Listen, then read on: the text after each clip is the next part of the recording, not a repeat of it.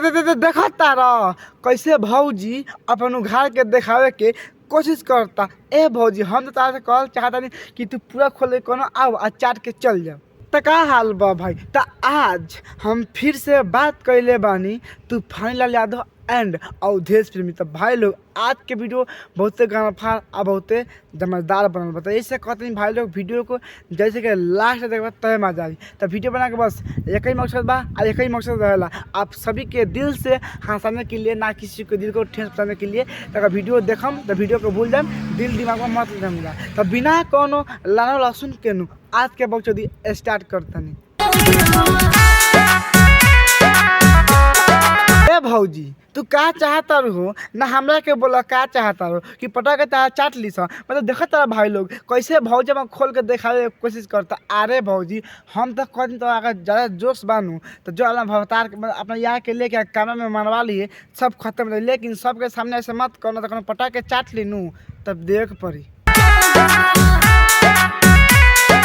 वाह अरे भैया भंसजी वाला वाह बहुत अच्छा।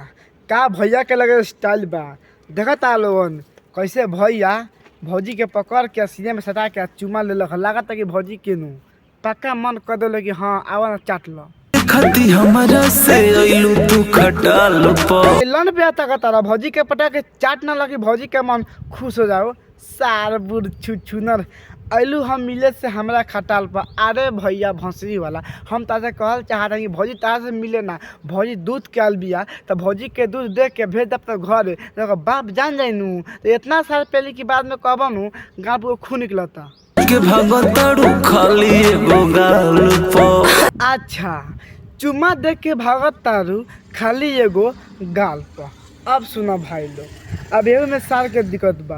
अभी कहनी कि भौजी के पटा के तू चाट ला तो मजा देते ना, लेकिन अब चुम्मा दे के गाल पर भागता तो सार के दिक्कत होता। कहता कि चुम्मा दे के भागता गाल पर। अब देखो भैया अगर नहीं भागे दे के मनू तो लगे बारी पटा के अभी में कुछ कर सकता रहा।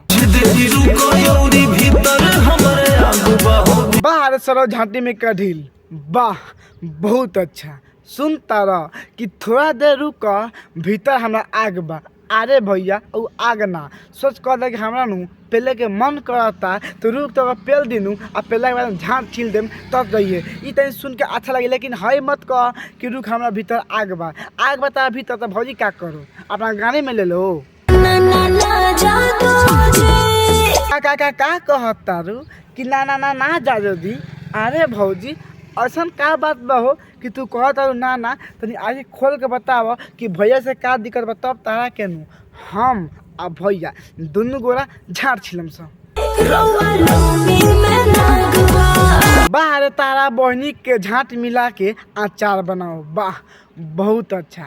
ना ना ना जादव जी अरे लुंगी में नाग बा। अब तो नहीं समझ सकता भाई लोगन कि कौन लुंगी बा आ कौन चीज़ मतलब कौन कहाँ बा। ए भौजी ओके नाग ना कहल जाला, ओके नू टेरका लार कहल जाला। अगर तारा पता नहीं के तारा मुँह से सुन लो तारा बहनी के झाड़ छिल लुंगी में नाग बा फक दे बहन चोत। ए भौजी तू का चाहता रू ना हमरा के बोला तू का चाहता रू कि तारा पटा के तारा झाड़ छील दी तब मनबू। मतलब हम मानता नहीं कि भैया के लुंगी में नाग बा, मतलब नाग थोड़ा कहल जाला यार। ओके भाई नाग ना कहल जाला। हाँ ये तू कहबे कि लुंगी में भैया के झाँट बा ये हम मान सकतनी। ये कहबे कि भैया के झाँट के लगे खुजली हो गल बा वो हम मान सकतनी, लेकिन नाग नाग एक नाग अलग होखेला माने ओके बदनाम मत कर। हाँ ये तू कह सकता कि भैया के लगे नू लड़का टेढ़ बा वो सुन के नू अच्छा लगी, लेकिन नाग के बात मत कह। अगर पटा के चाट ली नू तो देवे के पड़ी। जो बना के छुके परनाम करे तो बाहर सार बुढ़ छुचुनर वाह बहुत अच्छा। का सारा बात कहता कि जो बना के छुके प्रणाम कर दो। ए भैया आ पटा के पेलना दो फक सारता नहीं। जो बना के छुके परनाम करे तो अब भौजी के झाड़ छिल के प्रणाम ना करबो। सार बुढ़ छुचुनर कहीं क्या देखा तारा भाई लोग कैसे सारा कहता भैया कि जोबना के छू के प्रणाम करे दो। अरे भैया हम तो कहते हैं भौजी के जोबना छू के प्रणाम मत कर, भौजी के लहंगा उठा के भौजी के झाँट रंग दो, काहे कि होली के मौसम चलता, तोहरो मजा आई आ भौजिए के मजा आई। सारे बुढ़ छू पटक के चाट लेम नू, अरे बहन चल पटक के पेल देम नू, हक देबो।